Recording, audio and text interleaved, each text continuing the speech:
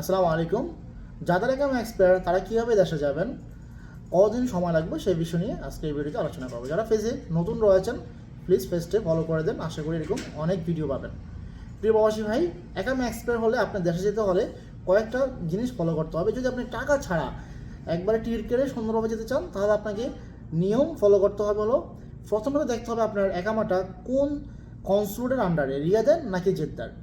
যদি জেদ্দার হয় তাহলে সরাসরি কাগজ জমা দিতে হবে, আর যদি রিয়াদের হয় তাহলে অনলাইনে আবেদন করতে হবে। যদি আপনি সরাসরি আমাদের অফিস ভিজিট করেন, আমরা এটা পেপারটা আপনাকে রেডি করে দিতে পারবো।